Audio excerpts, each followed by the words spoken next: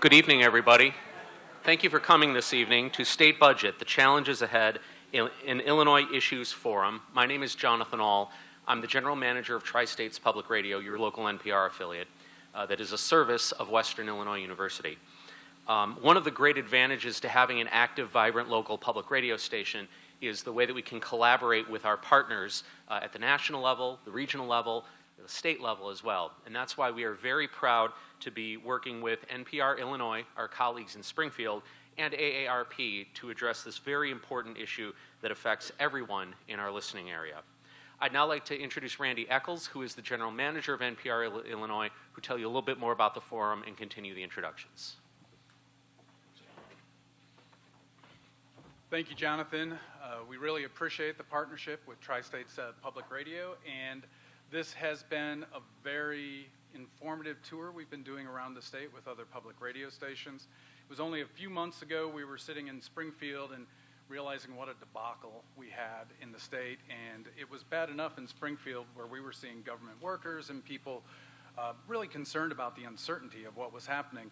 But then we started hearing more and more about how it was impacting communities in varying ways. For some, it was their social service organizations. For others, like Charleston and here in Macomb, it was their state universities, and it was a real impact on the cities. So it became apparent as we were talking with different people on our advisory board that we should do a listening tour. And AARP Illinois was kind enough to step forward to help sponsor and make this possible. So we've been going around the state and becoming informed ourselves. So not only do we hope to help you learn more, but we hope you'll help us learn more about what our coverage should be going forward. One of the questions that came up is, if they do pass a budget, will this be relevant still? Absolutely.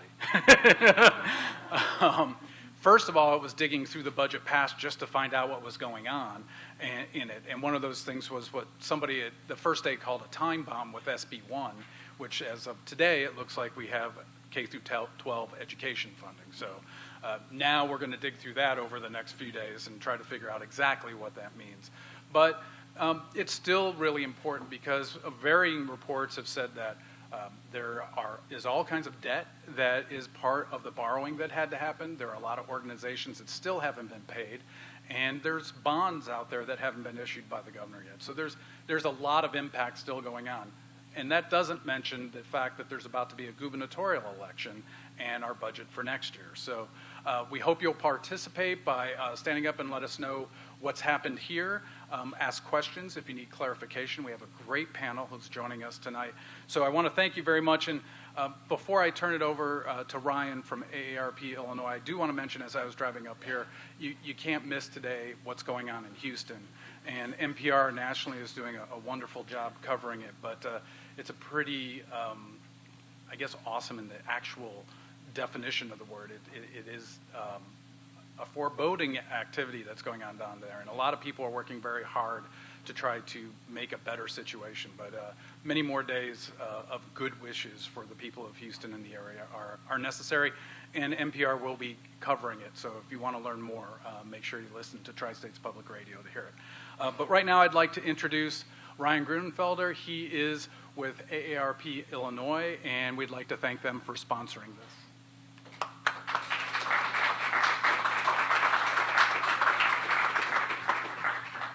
Good evening. I'm the Director of Advocacy and Outreach for AARP in Illinois, and I must say that it's kind of an honor for me to be back here tonight.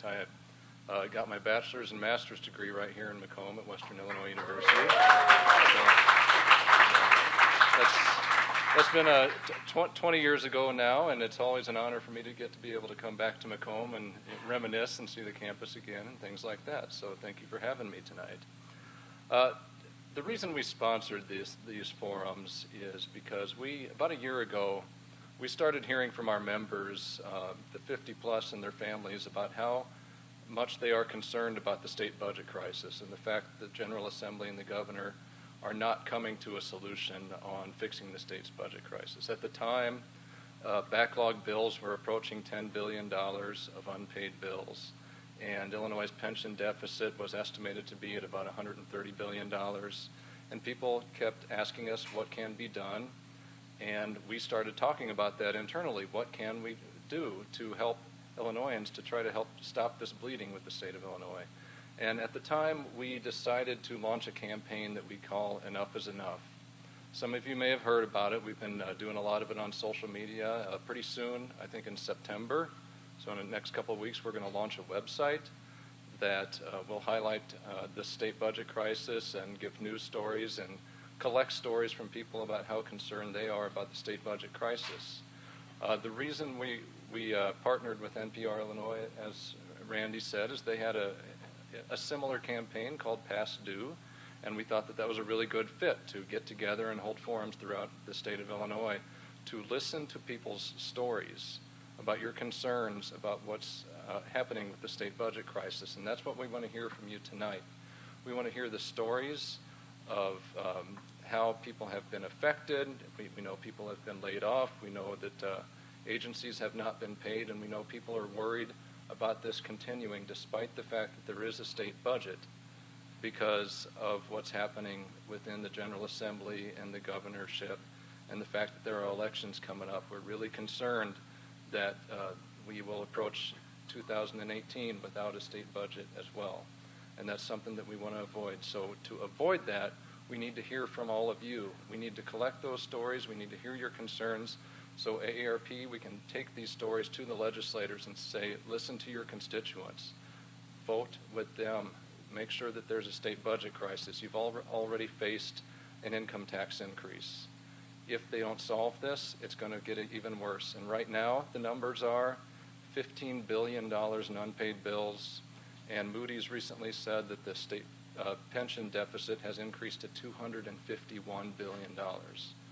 Something has to be done to make sure that that pension program is saved, and people are able to collect their pensions, but they have to create a plan to do it. Something needs to be done to pay down those backlog bills to ensure that agencies can stay afloat, to make sure that institutions of higher education, which we've had them on the panel before too, are able to stay afloat as well. We're concerned about everybody in the state of Illinois, not just our members, but all of them. So I look forward to a great forum tonight, and I thank you all for coming. And I'm going to turn it over to Rich Egger, who's going to moderate our discussion tonight. Thank you.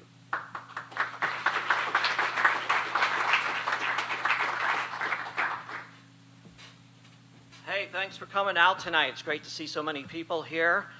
Before we get any farther, if you could double check your phone, make sure it's turned off or muted. I'm sure you have a dazzling ringtone, but we don't really want to hear it during the forum tonight. As you've heard, this is one of a series of forums being held around the state. And the first ones, the early ones, focused early this year on the lack of a state budget, as you heard. Since then, the state has finally gotten a budget, but that, as you've heard, does not mean all the state's problems are solved. As Western Illinois University President Jack Thomas has said before, and might say again tonight, we're not out of the woods yet. And that's the basic premise behind this evening's discussion. We want to talk about the damage done to this region and how we might recover. What are the challenges ahead? And so let's bring our panelists up here. They are the aforementioned Jack Thomas, President of Western Illinois University.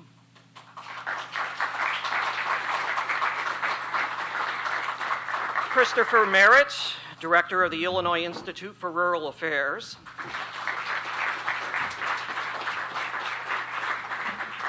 Aaron Clark Benedict, Counselor with Lutheran Social Services of Illinois. And Kenny Boyd, President and CEO of McDonough District Hospital.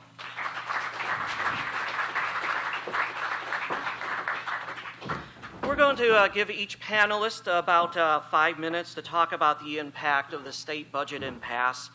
And after that, we will open it up for questions. What we would really like is to hear from you. That's why you're here tonight. What are your questions?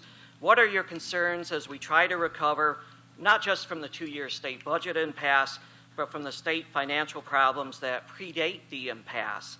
Again, what are your questions and concerns about the challenges ahead? I do ask, if you have a question, you come up to the microphone that's right up here so we can all hear you. And With that, let's hear from our panelists. Let's start with Dr. Jack Thomas, president of Western Illinois University. Thank you, Rich, and good afternoon, good evening to all of you. I'm delighted to be here, and as I was saying to Kenny Boyd earlier, Kenny Boyd and I were very popular until 2 years ago when we had to make all of these difficult decisions regarding the budget. But here in talking about Western Illinois University, as you all know, I'm sure you've been reading in the paper and hearing all about us. I did a State of the University address 2 weeks ago and talking about where we have been, where we are right now, and where we're going. As many of you know, because of the budget impasse, we went 2 years without receiving a full state appropriated budget. And the Board of Trustees charged me with making sure that I kept the university viable, along with my leadership team, keeping the university viable, as well as making sure that we continue to provide a quality and well-rounded education. That because of the budget impasse, that it did not affect the quality of the education that we provide at the university. And we feel that we did that. We had to do a number of things. The budget impasse has affected us in a number of ways. We cut programs. We reduced programs, as well as we had furloughs, we had salary reductions. As the leadership team administrators, we were the first to take the salary reduction because we wanted to make sure that we set the example, and we're still on furlough. But there are people who had to be laid off, and as Mike Inman stated, so goes Western, so goes Macomb and West Central Illinois. And whatever happens at our institution, it affects the entire West Central Illinois, and particularly Macomb. And we had to make some very difficult and very challenging and unpopular decisions because of the budget impasse. So we did the things that we needed to do to get through the challenges. Prior to the budget impasse, we had a reserve in place, and we utilized all of the funding that we had in terms of the reserves that we had in place. Since 2002, the state does not give us our budget up front like other states in which I have worked. They give it to us sporadically throughout the year. And during the times when the state did not come through, we utilized our reserve to float the state, so to speak. And once that reserve was gone because we did not get a state appropriation, then it made it necessary for us to make reductions. It created a crisis of confidence for higher education in our state, and particularly for our colleges and universities. That crisis of confidence in turn affected our enrollment. People kept calling and asking, are you going to be open? And my statement to everybody is that our university has been here 117 years, and we will be here 117 more years and beyond. One thing that happened I thought was kind of humorous, Lorraine Epperson called me one day, and she said, Jack, will you fax me a statement saying the university is going to be open? And I'm like, are you kidding? She said, no, I'm serious, Jack. And I said, okay. So I faxed it to her because there was somebody trying to buy a home in the area and would not buy if we hadn't stated that we were going to be open. That's just how serious it was. I used that as part of my testimony with the legislators, and I think that got to them at some point. But the thing that we did is we reduced, made reductions. One thing that we did the first year is that we reduced tuition by 3% as a university, because we wanted to make sure that education is still affordable. As a public institution, we take pride in the fact that we provide access to those students who meet our standards, but as well as we try to make sure that education is affordable. So that first year, our enrollment was only down by 3.5%, which is about 8 students for first-time freshmen last year, because of what we did in the reduction that we put in place. This year, because the crisis of confidence has gone on so long, and we didn't get funding until much later, and that's in July, that has affected our enrollment. We don't know the exact numbers that we're going to have right now because we're waiting until 10th day where the enrollment is confirmed on that time, and then that will be this Friday, and we'll let individuals know. We'll put that information out by next Tuesday. So we're not giving any numbers right now, but the crisis of confidence is still there, and it's still affecting us. The state of Illinois is the second largest exporter of students from our state, second behind New Jersey. And many students are leaving the state, going elsewhere because of that crisis of confidence. That's affecting all of us in higher education. And also the number of high school students, that has dwindled as well. And then you have all of these institutions coming from other states into Illinois to recruit students. For example, we lost one of our top recruiters to the University of out there, Oregon, the University of Oregon. They gave him more money. We tried to keep him. We couldn't.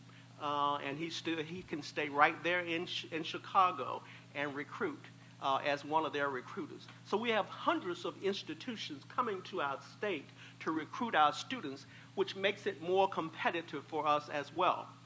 In spite of all of that, as I stated in my State of the University address, we've done well in U.S. News and World Report, as well as the Princeton Review, GI Jobs magazine, Military Time Edge magazine. So we have still done well in terms of the rankings, but just think of how far we could have gone and how much more we could have done had we had the appropriate state funding in place.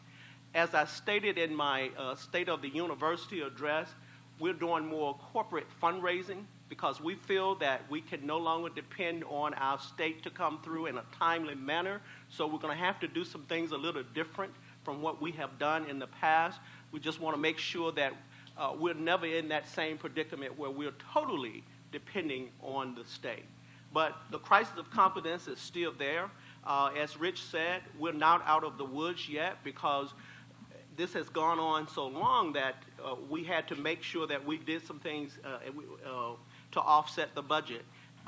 We're still bringing people back to the university, as well as and looking more so at the faculty and staff, as well as our students. It's affected the number of faculty and staff who apply for the positions that are vacant. So it's kind of difficult for us still. But in the midst of all of that, it has helped us to be more, focusing more on our strategic plan and being more innovative and creative. So we're investing in those programs where we see growth, potential for growth, and we're going to invest in specific areas as well. We've started what we call the President's Executive Institute, where we've had various summits, the Mayor's Summit. We're working with the high schools as well as the community colleges and reaching out to our community as well. And the community has really, really worked well with the university. You really supported your university, and we're very proud of that. I know I have so much more to say, but I'm going to stop right there because I know I have other individuals on this panel, and I'll be delighted to take the questions that you may have after we hear from them. Absolutely. Okay. Let's hear next from Christopher Merritt, Director of the Illinois Institute for Rural Affairs. That's great. Thank you, Rich, and good evening, everyone. I work for Jack, but I'm not going to repeat what he's saying. I want to focus instead on sort of the economic conditions across the region, and it's very easy for us to see things in a glass half empty sort of way, and so I will briefly talk about that, but then also talk about some ways that maybe we can move forward.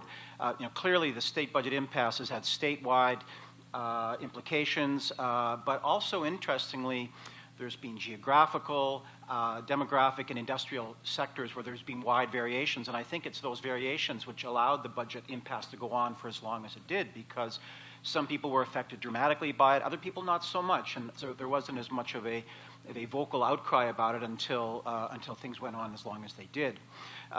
Thinking about some of the ways that the state budget impasse affected the economy of our state, the mere fact of the uncertainty. I mean, business investment is really about risk management and understanding what your investment landscape is, and uncertainty by definition is a risky environment. And so We know that industrial investment was probably dissuaded from coming to Illinois in the past 2 years just because of the uncertainty. We know that consumer spending was also affected by the budget uncertainty. So investment in homes, as Jack was mentioning, people are very concerned, not just in a college town, but across the state, about making those kinds of sizable investments when you're not sure what the economic environment is about. And then also out-migration. And it's not just high school students going to other colleges, it's also professionals leaving the state. Businesses, yes, but certainly healthcare professionals who are tired of waiting for as long as they have to be reimbursed. And between 2015 and 2016, for example, census estimates suggest that at least 38,000 people left in net from the state. So we're losing people, not just students, but also permanently we're losing people who are just tired of the uncertainty.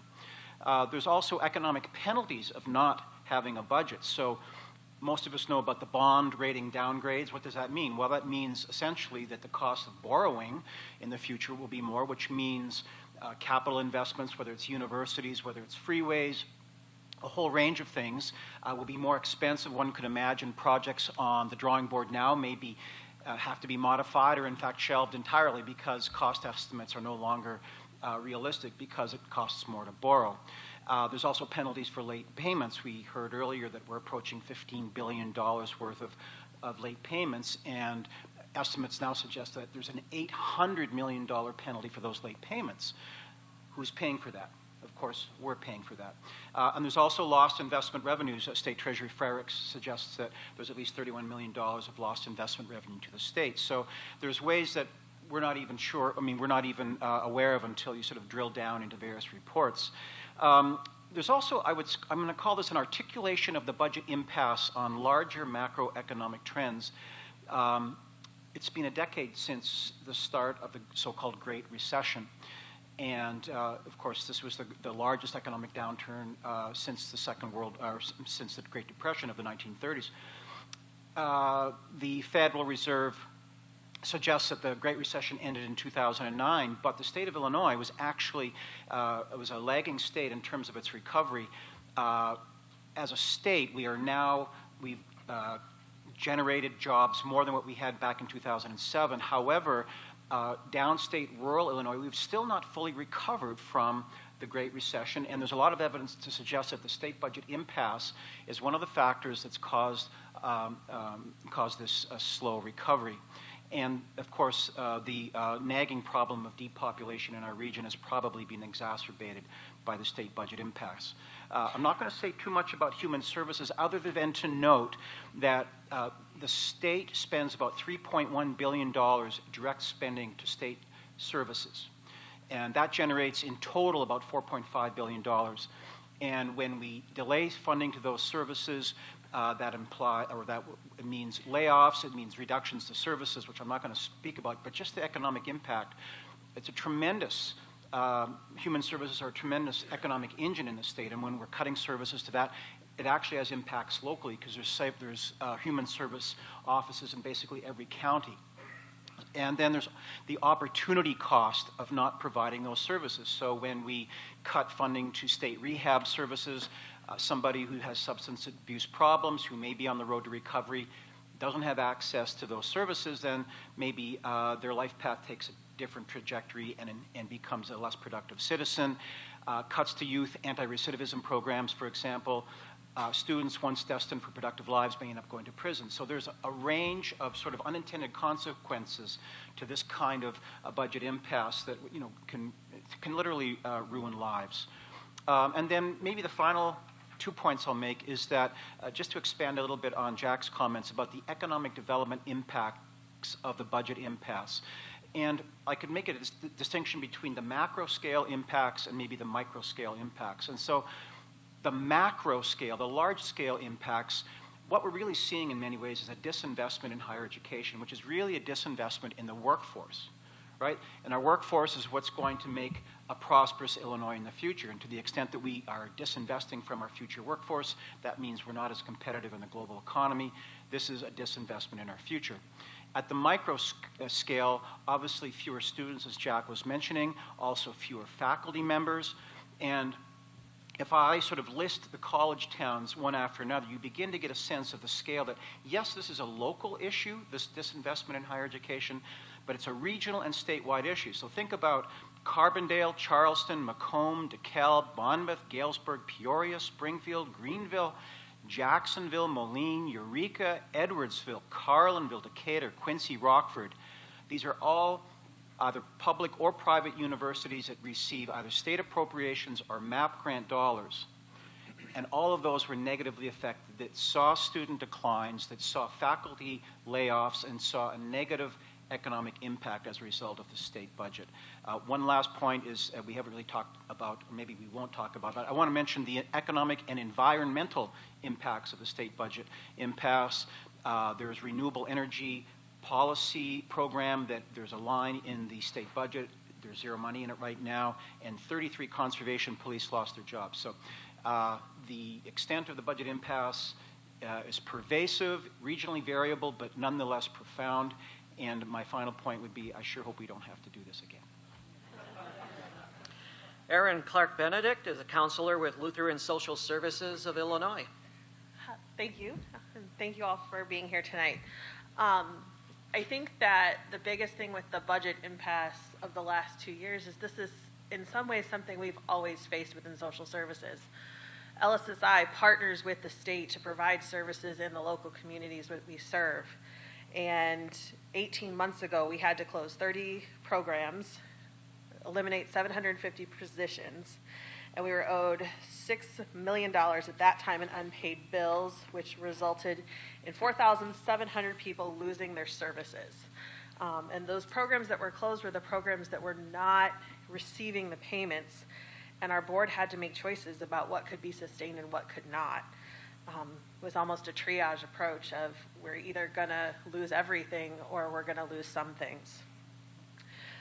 It was devastating to lay off those staff and impact that economy because of the impact to the economy, and it's devastating to the people who lost their services as they wondered where they would get those services. With I think our contracts, we received an overall 5% budget decrease, which is on top of the decrease that we received the last time we had a state budget, on top of the decrease that we received before that. And we continue to work and adapt. It's just that in the time I've worked with LSSI, the programs I work with, we start having more rules about how long a family can be served, what we can do, what we can't do. And we still provide those services. It's just it gets a lot harder to do our job, to do the work that needs to be done. I'm a therapist and I work on the ground, so I have, in the course of my career in the last 11 years, I've seen services become harder to find. Linkage is difficult anyway when you're talking about medical cards, and when we have doctors leaving the state, it's not just that a doctor won't accept the Medicaid payment, it's that they're not there. Our children with serious psychiatric issues, we're waiting hours and hours just to find a bed in a hospital that will take them so that child is safe that night and gets the services and treatment that they need. And I've had families who struggle because their child needs more services than can be provided in the community setting, and we can't find that bed, that placement for that child because the waiting lists are so long, because there's just the services have become harder and harder to find. And it's not just LSSI. Every agency we work with is strapped and struggling, and it's our clients that end up paying the price. As far as the programs that we had to close, we bear the cost of opening programs and the capital of renting a building and buying all the office equipment and chairs and everything. And we bear the cost of closing those programs, not the state. So we can't just go back in and start those things up. We can grow where we are able to grow. LSSI is celebrating its 150th anniversary this year, so we will continue to provide services where we can and partner with the state how we can to do the best we can do to bring healing, justice, and wholeness to our communities. In the course of doing business, we're always owed money because that's how billing cycles work. We work around what we can, and we continue to partner to provide those services on behalf of the state. We have been able to stabilize and continue to provide services in the communities where we are. We currently have, I missed that, sorry. We're serving 64,000 people a year in 66 sites throughout the state. But we know that it's always going to be, it's always the what's next, what comes next fiscal year cycle. Human services are often the first to get cut, and we know we will continue to face further cuts and struggles. And when we look at cutting services, it's the prevention and diversion programs that go first. And those are the programs that usually save us the money in the long run. I feel like it's an ebb and flow, it's that thing, I don't know, what's it called? The pendulum. I was thinking of that thing where like the balls hit the other balls. We see a problem, we say, oh, this is a huge crisis, we have to do something about this, we have to do something about this. So we figure out something to do, and it works. And then it's like, oh, we're running out of money. Why are we spending all this money on this thing over here? We don't have a problem with that. We don't have a problem with that because we were doing something that worked. So I think the biggest thing is we continue to blaze on, do more with less, just like all the other partners in our services, and we continue to rework and restructure so that we can do what we can do. I think if you look at the course of social services history, and I'm a huge nerd, so I like to look at those things. Things have changed so much since Jane Addams started Hull House 100 years ago, and we adapt, and we always are learning new things that are more effective, and we'll continue to do that. Thanks. Kenny Boyd is President and CEO of McDonough District Hospital. Thank you, and thank you guys for coming out this evening. Not unlike the representatives from the other organizations at the table, we too have at MDH felt the impact of the ongoing state budget crisis. And a lot like Jack spoke to about difficult decisions that had to be made at the university, we too had to make those decisions. As we saw the continued delay in payments from the state, we had to decide how do we conserve cash, because we were actually becoming a bank for the state of Illinois, loaning them money. And as being a district hospital, we were doing that gratis. So we were not recipients of the interest on the money that we were floating on their behalf. So actually our patients were loaning the state of Illinois money by getting health care services. Part of that, if you look back to 2015, the end of our fiscal year, which we had line with the state of Illinois on, at the end of 2015, in bills over 60 days old, so 61 days and older, the state owed us just, and I use that term now, back then it was just $3.2 million. And they were taking on average, and this is Medicaid and the three main state health insurance plans that are in our area, which until recently were Health Alliance, HealthLink, and Cigna. So between those four, and then Medicaid, of course, between those four, they owed us $3.2 million, and it was taking them about 161 and a half days to pay a bill. So if we provided a service to a state employee and or a Medicaid patient, taking about 161 and a half days to pay a bill. That's a really long time.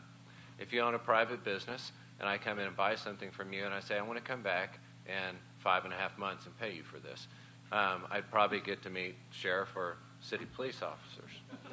Not the case if you're a healthcare provider in the state. Fast forward to July 1st, 2017. The state celebrated the fact they passed a budget. Yay. And I say that with about that much true enthusiasm. Over 2 years, the amount of money the state owed us went up almost 8 times. The state now owes us $24.3 million in bills over 60 days old, and it's taking them on average 382 and a quarter days to pay us for taking care of a patient, whether that be Medicaid or state employees that are covered under one of the state employee health insurance plans that are administered inside of our service area. Think about that for a minute. If you run a business, if I came and got something from you, kept it for over a year before I came and paid you for it, we're looking at almost 13 months for them to pay us for providing services. Some are worse than that. The worst example is Cigna. It takes them 671.6 days to pay us for taking care of a patient. So, with that said, what does all that mean? That occurred because of the state budget impasse, but the theme for tonight is the challenges ahead. The challenges ahead is the state passed a budget. But if you look inside the budget, there's no money to pay the past due bills. There's authorization for the governor to issue up to $6 billion in bonds to start to pay down a portion of the back due bills. That's approximately 40% of the back due bills. From what I can gather from my research, there's no money in the budget to pay back the bonds if they borrow the bonds. Kind of a problem. I don't know, just sitting from a budgetary standpoint, if I told the board we're going to borrow money, but we don't have any money in the budget to pay it, probably be a career-limiting opportunity. So what does all that mean? I love Jack's statement, and he's used this multiple times, so I cannot take and will not take credit for it. It's a crisis of confidence. The crisis of confidence in the region is real. Matt, their VP of Administration, I believe, had told me that the budget impact, the negative impact from the changes that Western had to make in order to survive in 1 year cost our regional economy $10 million in economic activity. When you have individuals from the largest employers such as Western begin to move, less students come into town, there are fewer people in the community, which impacts businesses, which take care of people, and hence you have to change. We've had to make a lot of difficult decisions at the hospital in the past, especially the past 12 months. Many of them very unpopular, which, as Jack said, brought the two of us to the forefront of some really nice internet forums and other opportunities. But the fact of the matter is, that's our job. If we don't make those decisions to help keep the organizations alive, who's going to? And then when they fail, whose fault will it be? And so those are the decisions we've had to make, just as an example. For this fiscal year, which started July the 1st, we pulled 100,000 man-hours out of the organization. That's almost 50 FTEs, and at an average salary of $50,000 a year, we pulled out over $2.5 million in payroll from the organization. If you apply an economic multiplier by that, we've negatively impacted the regional economy, but we had to. And why did we have to make those changes? Fewer people in our region because of fewer economic opportunities. It was fewer demand for services, means we have to adjust our organizations. We've had to renegotiate contracts. Just finished up meeting with the group helping us on non-labor expense reductions today. And we're looking at reductions of about $1.9 million in just normal operating expenses to be able to bring down the operating costs of the organization to continue to provide care. What else does that mean for the future of our community? I'll go back to Jack's statement, crisis of confidence. Rural communities are really difficult to recruit providers to. Macomb's a great area, but it's really hard to sell a community when they say, hey, what about this budget problem that everybody in the world knows about? Are you going to be able to pay me if I come to work for you? The board has done a great job of supporting physician recruitment over the past 6 years of my tenure, and we've recruited over 20 physicians to the organization in the past 6 years, and over 20 advanced practice providers, nurse practitioners, and PAs. But as we start to renew their contracts, their question to me is, can you afford to keep me? And it's not a statement of them gloating about what they're compensated. It's really a question of, can you afford to keep me? Because the state's not paying you. There's not been one medical staff meeting in the past 2 years that we haven't had a discussion, most of my time with the medical staff being spent on what's going to happen to us. Are we going to be able to take care of patients? Can we continue to do this? And so we've had to balance that with making sure we provide access. So we've had to eliminate services, combine services, privatize services, outsource services.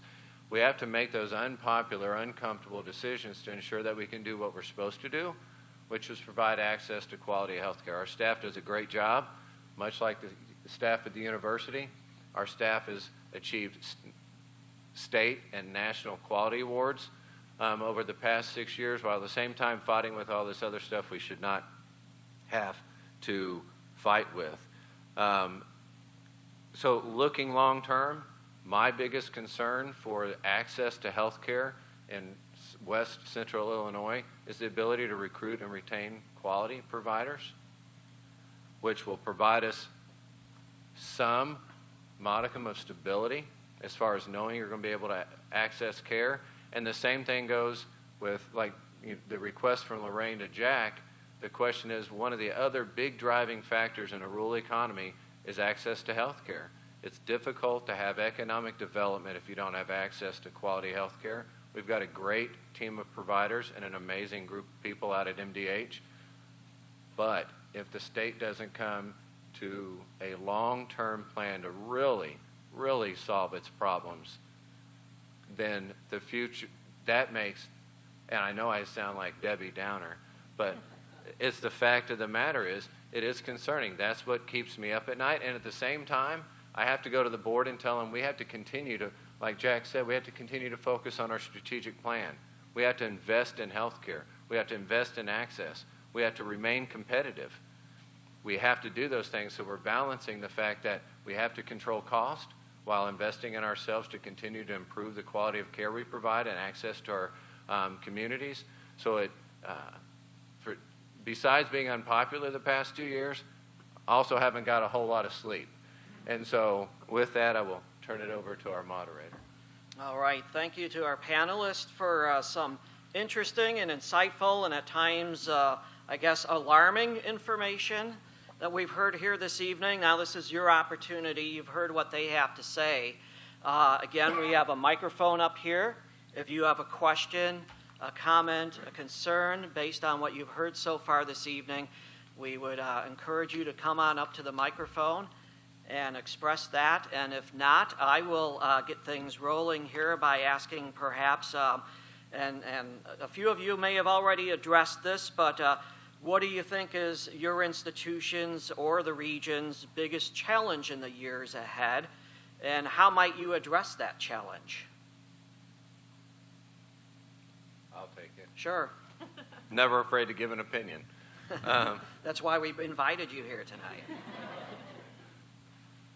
You know, I believe not just our regions, but our state's biggest concern over the coming years is predictability.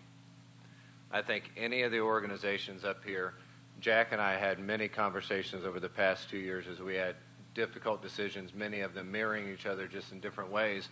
If we only knew what to expect, we could plan. Not understanding what's coming down the road, hearing for 2 years, oh, we should have one next month, we should have one in this special section, we should have one at the end of the year, we should have one by Thanksgiving. There's no way we'll go past Christmas. It's really hard to plan. It's really hard to plan if you don't. And then somebody had mentioned the fact that there's a gubernatorial election next November. We have a budget until June 30 of 2018. There's a lot of questions. Are we going to have one for July 1st of 2018? There's a lot of people that say, I wouldn't be surprised if you don't. That does not help the situation. So my opinion, and as a leader of the organization, my biggest concern is long-term predictability to start to reinstate some stability inside of our region. And I agree with what Kenny had said as well. It's the uncertainty of the state. Even when we got the funding, the comptroller's office mentioned that you're still going to have to be very conservative, which we already knew that. We are always very fiscally conservative. Not knowing is the challenge. We have a strategic plan in place. Because of the budget impasse, we had to come up with a strategic plan supplement to deal with what we were faced with at that time. And so now we want to move forward with the strategic plan, but we're very cautious because we don't know what the future holds. And I'm told we still have another year, and we're not sure whether or not we're going to get a state appropriated budget. So it's the uncertainty. And for example, we also have our capital projects. All of that has been put on hold. Everybody was so happy when the previous governor approved and set funding aside for the Center for the Performing Arts, the entire region. And then they eventually put that on hold. All of the presidents, my predecessors, For 50 years, have been trying to get that Center for the Performing Arts. And then now all of that's on hold. So it's because of what has happened, and it's the uncertainty. Erin, did you want to add anything? I think the uncertainty is huge, and then it does become the how do you plan? What are you working with July 1? Because I know there's been years we've gone real close, and then it's still what happens? And that once we do have that budget, there's still cuts, there's still reductions, and now you're scrambling. Chris, did you want to add anything? I would just maybe sort of thinking forward, the extent to which maybe in previous years we've thought more as individual entities, maybe going forward we need to think more collaboratively, sort of not just community resilience, but maybe regional resilience. One of the things that the WIU has done is in terms of its community outreach, I think so WIU is sort of always being conscious of its regional presence, and I think it's tried to increase that.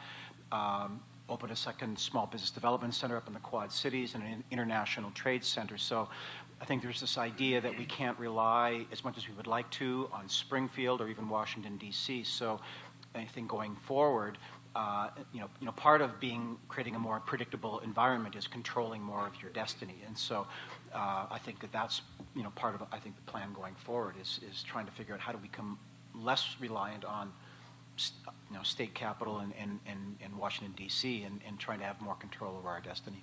And I'll just also want to add, no point intended, this is what Illinois Institute for Rural Affairs is one of the service agencies that we kept rather than cutting it because of the impact that we have on West Central Illinois and all that the Illinois Institute for Rural Affairs does for the community. So that was one of the things. We have a $500 million economic impact on West Central Illinois. So we wanted to make sure that we keep certain programs that are investing in and actually helping in the community, and what Chris Merritt does. But that is a leaner program today than it was a few years ago, correct? Well, we did make some cuts, but we did not cut the entire programs, which is, a plus for Western and a plus for West Central Illinois. Bill? Thank you. My name is Bill Jacobs. I'm retired, and I listen to Tri-States Public Radio, and I'm a member of the AARP. And I have a comment, an observation, and a suggestion. My comment is going back to an article that was in the front page of the McDonough Voice 3-4 weeks ago. It was from you, Dr. Thomas. And it had all those bullet points of all the cuts that have been made. And it really struck me that, those are a lot of cuts. And those were cuts to people. And, we're talking about how we're able to be here today and we're surviving. And there's a lot of people that made a lot of sacrifices. And, we owe them. And Kenny, too, you were talking about, we owe a debt of gratitude to people who've retired early, moved up, okay, I made my point. My observation is, and part of this, we were hearing from Dr. Merritt. I too once I still think of myself as a geographer. And there is a general decline of rural America. That's not something that's not our fault here in West Central Illinois. We're a reflection of what is going on throughout the nation, not just even Illinois. And one of the realities of that decline in rural America is an aging of the population and an increase in rural poverty. And so that's a reality that's out there. And certainly the financial problems that we've had here have played right into that reality. Okay, so my suggestion then is I think we need greater collaborations between, especially Western Illinois University and the community and if not the region. Collaboration, partnerships, where we're doing more. Well, the first thing I think of, because this is my technology, I'm firmly grounded in the 20th century, but we've got to have people grounded in 21st century technology. That means young people coming to Macomb and learning and working and finding employment opportunities. We need to develop job opportunities with technology here at Western Illinois University. And then in recognition of the fact that there is a growing segment of population that live in poverty, and of course, okay, I was the director of the Housing Authority, and I kind of used to witness that firsthand, but I'm also married to a teacher, and she witnesses that firsthand in the classroom. And there certainly are already collaborations and partnerships, but we need to step it up. We need to do more. And overall, to be more of a welcoming community, because, you know, there's a lot of us who are here that came here and stayed here because of Western Illinois University. Well, we need to keep having young people come into Macomb and McDonough County and West Central Illinois and supporting us as we become elders. Thank you. Thanks. Did anyone, Rich, can I did any of you care to respond to his suggestion, comment, and recommendation? Yeah, Bill makes some really great comments. And it might be not just about bringing more young people here. There's also an issue of keeping people here, right? And we're not talking about handcuffing kids, right? I mean, we would want them to be here because there's opportunities. And so I want to give a shout out to an initiative that MADCO is engaged in. A number of people, the CEO program, the Creating Entrepreneurial Opportunities, which is a high school entrepreneurship program, right? So it's about trying to give high schoolers the idea that they need to go away to college and stay away in Chicago or wherever that might be, but there in fact might be entrepreneurial opportunities locally. It's not to say that they don't go away to college, but you know, thinking about business succession planning, there's a lot of entrepreneurs, business owners locally. At one point, they may want to sell their business. Where will that next generation of entrepreneurs come from? And I think having high school entrepreneurship training, I think, will be an important, small part, but an important part of a strategy. There's another strategy I think that would be good for not just locally but regional college recruitment. There's a number of initiatives called Promise programs, right, where local communities provide tuition support for the residents of their communities. So if we're thinking about WIU, wouldn't it be fabulous if we could figure out a way as a community, as a region, to have, you know, part of the tuition reimbursement through whether it's a community foundation or some other strategy. So I'm really talking about sort of bootstrapping initiatives, which is part of a local resiliency initiative where, and this is related to the idea of the community foundation. You might be aware that we're sort of going through the largest transfer of wealth in the history of humanity actually right now. Baby boomers are AARP types, right? We're getting up in age. We've been very prosperous in a rural area. It's farmers, right, who are getting up in age, and their kids are no longer in the area, right? They live in Chicago, they live in Texas, and when these successful husband and wives who farmed successfully, own businesses, when they pass on, all that wealth created locally will be leaving the state. And so the role for community foundations is to capture some of that wealth, keep it here, and reinvest it here, which could be about, again, subsidizing tuition, revolving loan funds, trying to figure out new ways to take wealth created here and investing it here. So I made a short story long, Bill, but there really does need to be, and I agree that there needs to be concrete strategies for taking existing wealth, and it's really about asset development, right? Because we have a lot of underutilized assets in a region. And I think we're getting better at using those assets, but the pressure of the state budget impasse means that I think we need to become even better at identifying the leaders, local young leaders, students, expertise that can become the sort of the economic and political leaders of tomorrow. I will remind you, the microphone is open here. We have a wonderful panel, a chance for you to pick their brains. And while we wait for somebody else to step up to the mic, Kenny, you touched on this a little bit, as we're heading into an election year. And a few of these organizations up here, you have lobbyists, you have people in Springfield. What are you hearing? Is there a possibility that we will not have a state budget until after the election for governor? I went first last time, Jack. Well, that is always a possibility. We know what has happened in the past, over the past 2 years, particularly the first year when the election was going on, and that's a possibility, and we see it as a possible challenge for us as well. And this, again, we go back to the uncertainty. Who knows? I might just offer what I tell my kiddos sometimes is we plan for the worst and hope for the best. I think that's all we can do. That might be the new state motto. Yeah. As long as I get credit for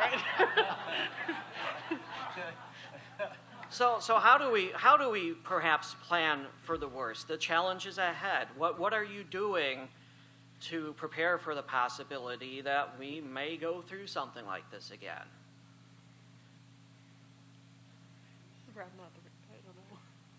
Well, I'll start. As you all know, we started what we call the President's Executive Institute, and we have, as the gentleman mentioned, in terms of partnerships, we spent the entire year in various communities. Started here in Macomb with the Mayor's Summit, where we brought all of the local mayors around to the university. Some of them had never even been to the university. And we did the same thing with the superintendents and principals, as well as the high school guidance counselor. We're partnering with them.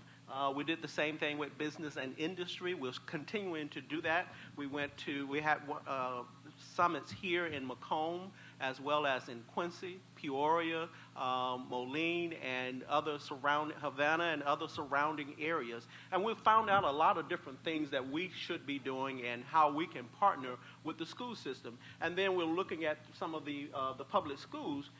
Many of them, they didn't have funding themselves, so they wanted to know how the university could help, how they used to bring students to the university. And in one instance, we sent a bus out, and we brought students to the campus.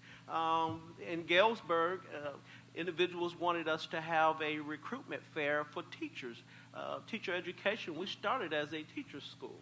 And with teacher education, we put it on with Erskine Smith and his associate. They put this on within a month's time, and we had over 30 schools there with lots of students being recruited to try to keep the students in the 16-county area rather than them going off to other states. So we're doing some things in terms of partnering, which I think will help in this President's Executive Institute, and also doing corporate fundraising, which is what we're doing, more corporate fundraising. We have some, but we're doing more now. You all know Becky Paulson used to be with the organization she used to be with here, but she's with the Chamber of Commerce. She is a development officer in the College of Business and Technology. So now she's going to continue to report to the Vice President for Advancement in Public Services, Brad Bainter, but with a line to me to work specifically on corporate fundraising. So that's one thing that we're doing in terms of trying to offset the budget, and also we have to continue to be very fiscally responsible and conservative, and waiting to see what the future holds. But in the meantime, we still have to invest in those growth areas. We still want to grow our enrollment. Right now, we're under 10,000. Our main goal right now during these challenges to be stabilized at least 10,000 students during this time. But eventually, we want to continue to grow. And we're doing some things in terms of our admissions office and our recruitment office. So some additional things there. Did anyone else want to tackle that question? as far as what MDH is doing to prepare still for the uncertainty, some of the things I mentioned earlier, the financial responsibilities, the extra financial accountability we put in place so the organization will stay there. We're going to continue to be vigilant about productivity and man hours and non-labor expenses to ensure we control those, because much like WIU, over the past 12 months with the continued delay in payments from the state, we too had to dip into our reserves. Fortunately, we did not deplete our reserves, but we did have to dip into those. This year, part of our budget is to start to replenish those as possible. But as with Jack, we continue to look at how do we move forward with an organization, because if you stop moving forward, you begin to move backwards. So we continue to look at how we improve ourselves. The board challenges leadership on an annual basis with a scorecard that focuses on patient safety, patient experience, avoidance of harm to patients, and financial indicators, which challenges us with benchmarking ourselves against industry standards. So the top quartile or top decile where appropriate, so that patients that come to us can rest assured that they're getting the same quality of care that they're getting anywhere else. A lot of times people think bigger is better, so I have to go to A, B, or C to have something done, when we have exceptionally well trained physicians and providers at our organizations that do that. We're partnering with our community main employers. We've been working with the school system now for 3 years on employee wellness. We've been working with NT & Bauer on healthcare issues that their employees need. We're working with about 4 other community partners, really reaching out to the employers in the community saying, what are you needing from your healthcare provider? What do you need us to do to help you control your healthcare costs so you're more successful, so the community's more successful, so we're more successful? So really, at the same time of balancing the always difficult conversations of controlling expenses, we're also looking at opportunities to continue to improve the organization and move us forward. And then partnerships throughout, and to the comments earlier, we've always had a good relationship with the university and with the community colleges, so we are partners in nursing programs at the community colleges, at pharmacy programs. We have for the first time had residents, fourth-year med students come and do rotation with us, and we are working now to bring residents into the community, which will be on a long-term regular basis, which will be the first time we've done that to enhance recruitment, retention, and the quality of care in the area. So a multitude of items. Any other thoughts from the panel? If not, the microphone is all yours. My name is Lynn Rubin. I used to live in Macomb. I moved out about 5 years ago. It was Chicago and then Springfield. I lived in Roseville for 22 years. Before that, I lived in Macomb for 15 years. I taught at Western. I came in 1977, which was the peak year for Western. And I think about half the people in here probably came around the same time. There was the largest faculty hiring in the whole history of the university. We long for those times. And yes, you do, and maybe it's a population growth problem, but in the 1980s, I was a librarian. Then the computer took over the library. Sciences took over the university library. I became a computer nerd. And I also taught instructional technology because the whole department changed its name 5 times in 10 years. So I would like to say, back to the issue of technology, I thought that once we got the internet going, that young people who had children would move out of the cities where there's all this crime and all the traffic and move to a place like Roseville or Macomb where it's safe, where everything's easy to get to. I mean, just my thought, being born in Chicago, why wouldn't people move out of there to be in a place like Macomb? I know it does take a little getting used to, maybe a year or so, because you keep looking for all the people that you know. But there's so much technology now that people can just talk to each other face to face. Facebook, I Facebook like 100 people from Macomb every day. I just don't get it. Do you have any thoughts on that? Why aren't the people coming here and seeing the beautifulness of it?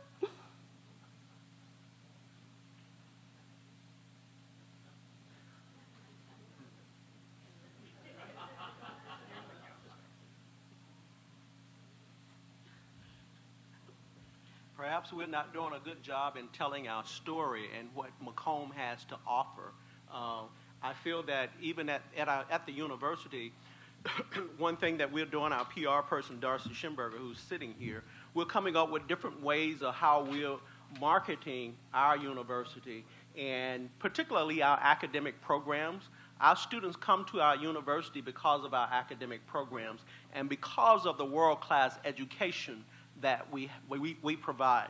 Many of our students come from lower socioeconomic backgrounds. Many of them are first-generation college students. And we feel that Western as a public institution, we provide access to those students who meet our standards, as well as making education more affordable.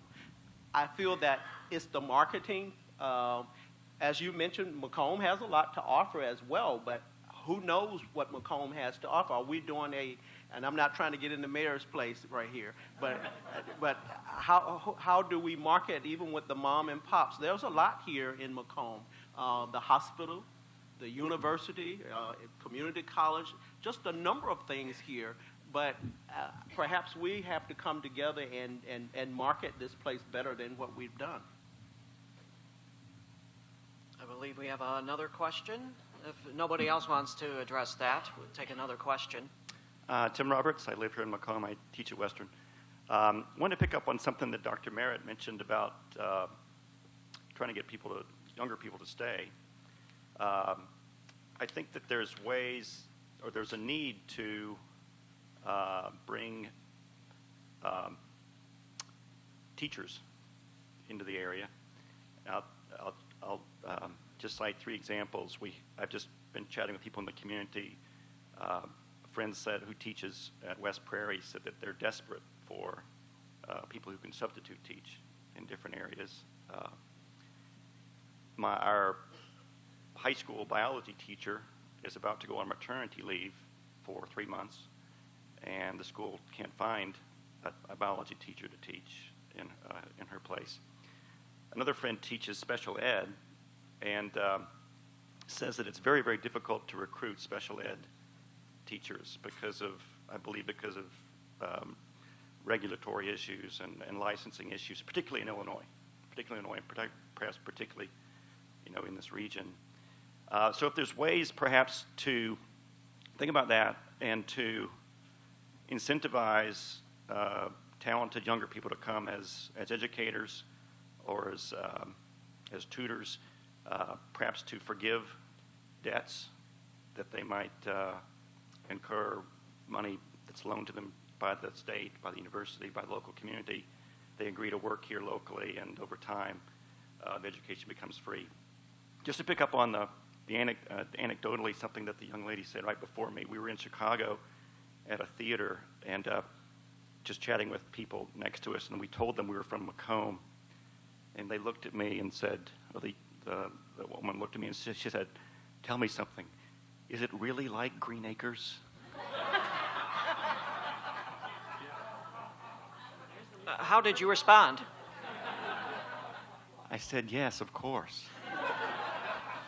Come see for yourself." Well, I think one thing in terms of with teachers, getting more teachers here, we're going to have to have more competitive salaries. And that's a field when we hear somebody say that, well, I'm going into teacher education, we're like, really great, we're excited. But one thing that we're going to have to address in this state and across the country, not just in the state but across the country, has to do with those salaries and making those salaries more competitive.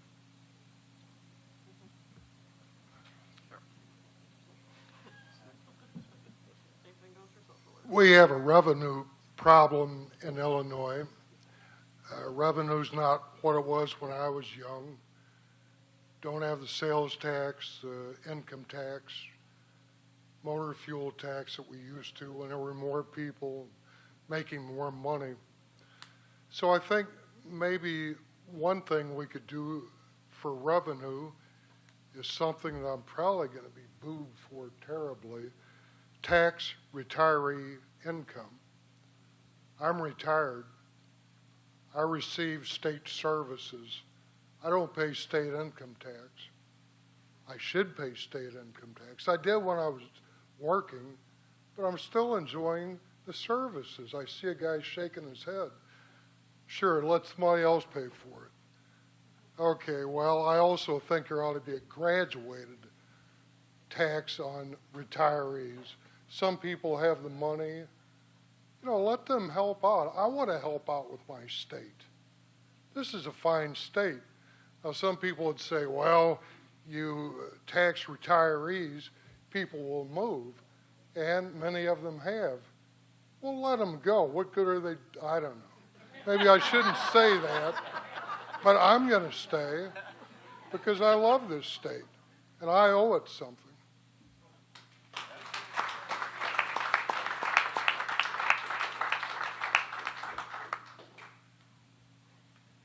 Anyone care to respond to that? No. All yours. Hi, my name's Heather McMeekin. This is my home. I came here from Northern Illinois back in '86 to come to school here. Western has been, I love Macomb. I have a 1-minute commute. You can always tell when students are back. We have a traffic backup of 3 cars at one of our stop signs. It's really, we enjoy a very high quality of life for being such a rural area.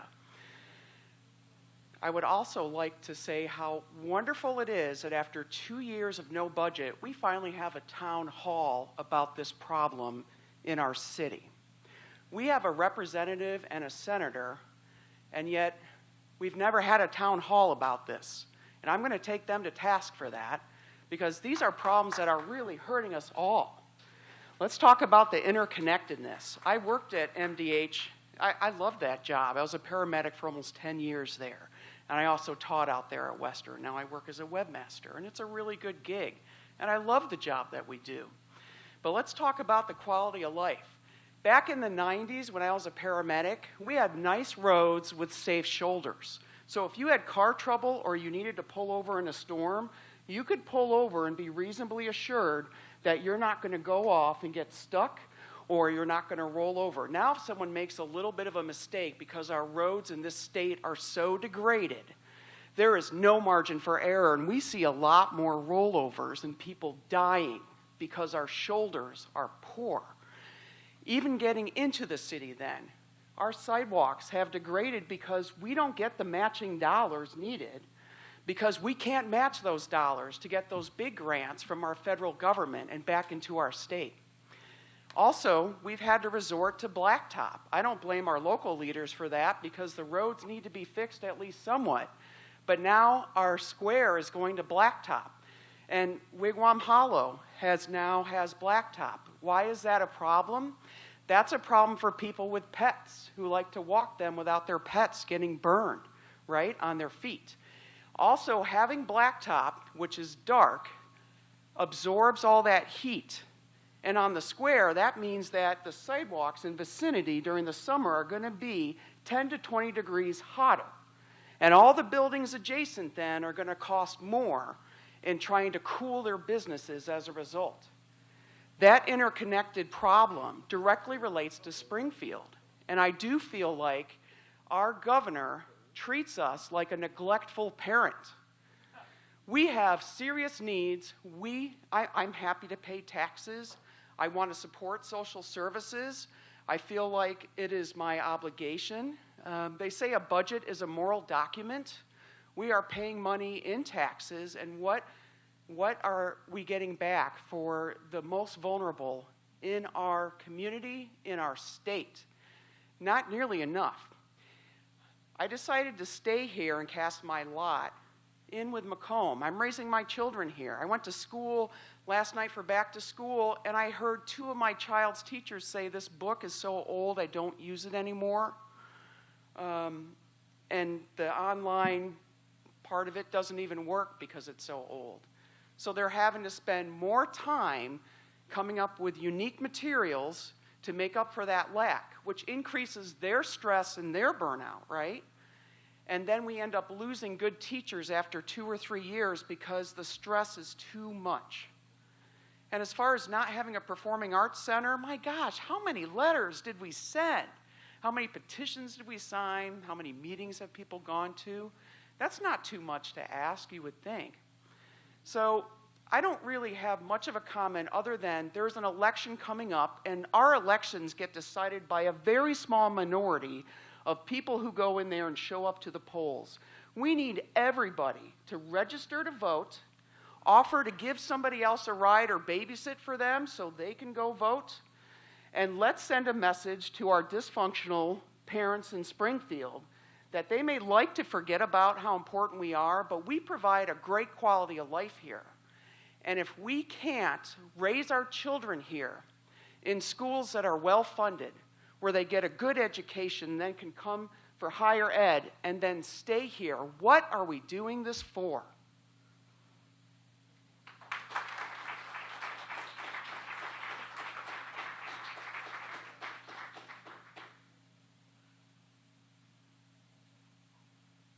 Tough act to follow. I am Jim Dolmeyer, and we live in Avon, and my wife is retired from Western. First of all, I thank all of you for the hard work you've been doing these last years to keep your organizations functional, and we all owe you a debt of gratitude. Thank you. I think my thoughts or comments are probably not directed at you guys, but keying off what this lady's just said, that what got us here, I think, are two things. One is term limits. I think we need to have term limits. And I think we need to look at how our political districts are drawn. Because they're so gerrymandered that people can get into office and keep the, they've got great job security. They've got better job security than you guys do. And you know what I'm saying. Okay. So I'm done. So thank you.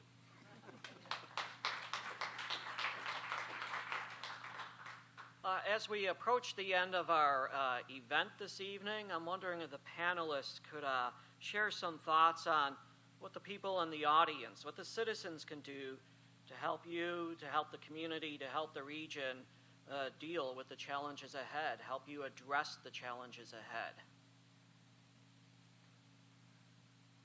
So, my opinion, what the general population can and should do is what was spoke of earlier. Regardless of your political affiliation, the party that you're tied to, it's imperative to communicate with your elected officials your concerns about the impact of the uncertainty that the last 2 years have brought upon not just our region, but our state as a whole. And what does that mean long term? What does that mean long term for not just Macomb or McDonough County or West Central Illinois, but Illinois as a whole? How are we going to recover? How long will it take to recover? What are the negative impacts going to be? Each of us see it from a different point of view. Each of us have different experiences. But I spend, and my board chair can attest to this, I spend a lot of time in Springfield and Washington, D.C. I do that because decisions that legislators make and or don't make impact my organization's ability to care for our patients one way or the other. And if I am not involved in the process, I tell the board all the time, and I'll use a different term. If I'm not involved in the process, I can't gripe about it later. I don't have a right to complain about it if I don't participate in the process. You don't have to be argumentative. You don't have to be nasty. You don't have to be hateful. You don't have to be rude. You don't have to be disrespectful. Actually, none of that ever works, by the way, as somebody who's been on the receiving end of that the past few months. That doesn't work. We don't respect you there's no respect for your opinion at that point in time. but communicate that to your elected officials at the city, state, local, and federal level so that they understand that impact, and make sure that you come with some hard data, not just I don't like you, that was stupid. Make sure that you come, that was a stupid decision. Make sure that you come with him with hard facts about what that impact is. Because if we don't do it, who's going to? Nobody. What people are going to do is, like Jack pointed out, they're going to come, they're going to take our high school graduates and bring them to out-of-state institutions and grow their prosperity. They're going to compete against me for the recruitment of physicians and providers and take those, either the ones I'm trying to recruit or the ones that I have, that we have in town, and take those. So it's imperative that we are involved in the process, because we all have got skin in the game, but if the elected officials don't hear you, they don't know. So that is my last words of, I don't know if I want to call them wisdom, but that's my last piece of advice. I'll jump in on that. One of my side, not related to my job yet completely impacts my job, things that I've done in my time with LSSI is participate in our advocacy stuff through the church, because we are a faith-based institution. And I've done a lot of work with people on telling their story, because me as a provider, the president of a hospital, can go and talk about why this is important, but when someone goes and says to their elected official, whether it's their state or federal representatives or their mayor, this is important because of this, and it affects my mother, sister, daughter, child, etc., that you make it personal and you put a face. Because I did my undergrad internship in D.C. in a congressional office, and I read a lot of form letters, and I could tell exactly when certain groups had sent out their blasts about call your elected official, because we got the same thing over and over and over again with a bunch of different signatures. But when you call and you tell your story and you tell them why this is important to you, and you start to build, especially if you build a relationship with that person to where you're able to sit down and you don't have to do the formalities, and you just say, what is going on? This is getting ridiculous.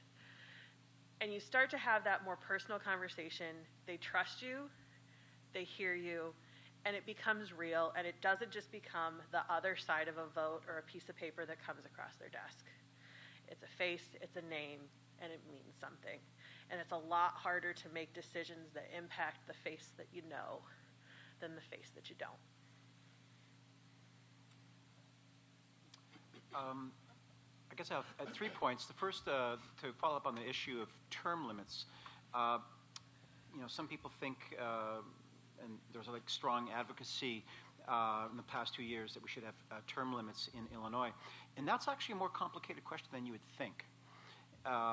There's been some research by somebody, I think, in this room, in fact, suggesting that, for example, that term-limited congressmen are more likely to spend money as they're going out the door. So, in fact, it can worsen state budgets, for example. So, it's an interesting and maybe more complex issue than you might think. A second thing is, many of the challenges that we're talking about here tonight, I think, have really sort of predated the state budget impasse, and I think in some ways what the state budget impasse has done is it's really shone a light on some of the things that maybe we didn't want to look at, or maybe we weren't looking at as much as we should. So I'm thinking, for example, of totally biased, transparency here. I'm interested in funding for higher education, but we know that for well over a decade, and I think our, as a WIU, its peak funding was back in 2002 or 2003. And so those kinds of investments in public goods, I think we should be, it turns out if you want something good, you have to pay for it. That's sort of the basic thing, which goes to the point about paying taxes. And so thinking about these ongoing trends, whether it's depopulation in our region or looking at investment in public goods like higher education or K-12 education, sort of need to think about that maybe more holistically. And I would also say from a rural development perspective, what's going on in Washington is very troubling to me, that we might want to, for any range of reasons, thinking about what's going on in Washington, but federal government programs that are targeted on counties that would be in downstate Illinois, I think you should be focusing on that as well as the state budget impasse. And then I'm not quite sure what impact this has, but let me back up and say there was a time when I thought Walmart was the worst thing in the world for small towns.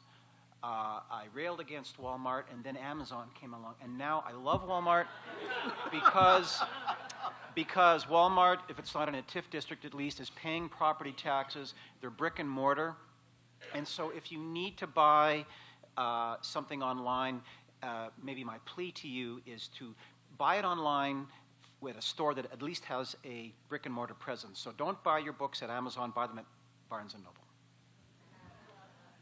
I agree with what Kenny Board has stated. You have to let your voices be heard, and you have to advocate for what you want. Let your voices be heard, and let your concerns be known to the legislators.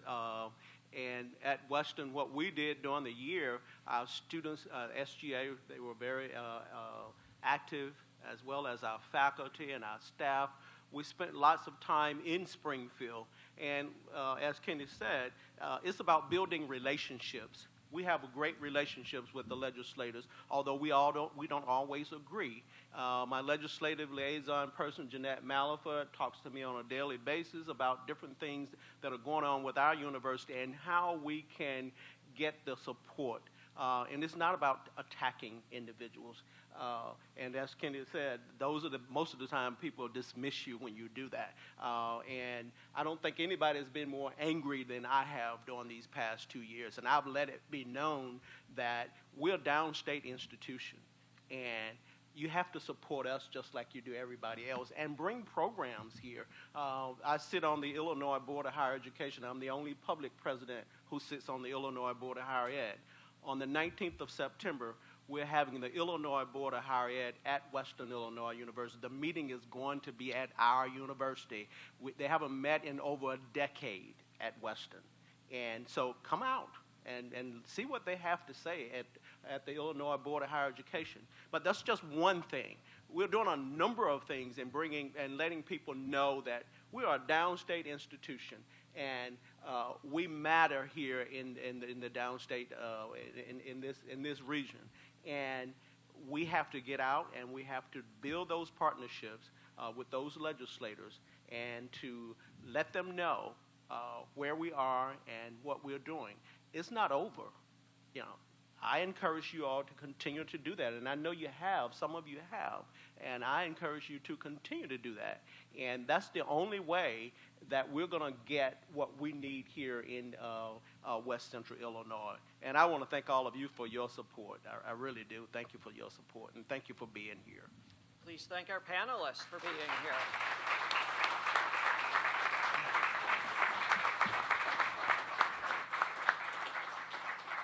Thanks also to AARP, NPR Illinois, Illinois Issues, and Spoon River College. Thanks too to Heather Norman, standing in the back of the room, our outreach coordinator for Tri-States Public Radio, for the role she played in putting together this forum, along with Development Director Sharon Faust and General Manager Jonathan All. I'm Rich Egger of Tri-States Public Radio. Thank you for attending and participating in tonight's event. Have a good night.